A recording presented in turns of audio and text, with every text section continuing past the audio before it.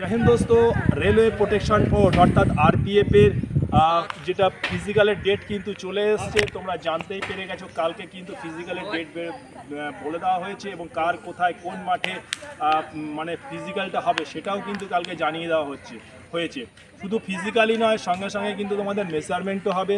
তো মেজারমেন্টের সঙ্গে ফিজিক্যাল দুটোই কিন্তু হবে। সুতরাং তোমরা অন্তিম ঘড়িতে এখন একদম প্রিপারেশনের সঙ্গে থাকো, তৈরি থাকো।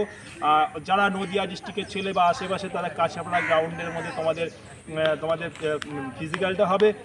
তাছাড়া বিভিন্ন জায়গায় কিন্তু আরপিএফের এবার কিন্তু ফিজিক্যাল পড়েছে। সুতরাং তোমরা একদম অন্তিম ঘড়িতে একদম রেডি হালাতে থাকো। সুতরাং দিন কিন্তু এসে গেছে। আরপিএফের কিন্তু এবার কম্পিটিশনটা খুব টাফ কম্পিটিশন। জানো, অল ওভার ইন্ডিয়াতে এবার 4000 ভ্যাকান্সি বেরিয়েছে, বাট পরীক্ষা দিয়েছে প্রচুর হাজার হাজার ছেলে মেয়ে। তার সঙ্গে একটা শুভ খবর তোমাদের জানিয়ে দিই, আরপিএফ যেমন রেল শুধু এই পরীক্ষাটা নিত, এবার কিন্তু শুধু রেল পরীক্ষাটা দেবে না, এবার কিন্তু আরপিএফের রিক্রুটমেন্ট কিন্তু প্রতি বছর হবে এবং সেটা কিন্তু এসএসসি কন্ডাক্ট করবে, অর্থাৎ স্টাফ সিলেকশন কমিশনের মাধ্যমে কিন্তু আরপিএফের প্রতি বছর কিন্তু এবার রিক্রুটমেন্ট হবে। সুতরাং সামনে পরীক্ষার ডেটটা তোমাদের জানিয়ে দিচ্ছি।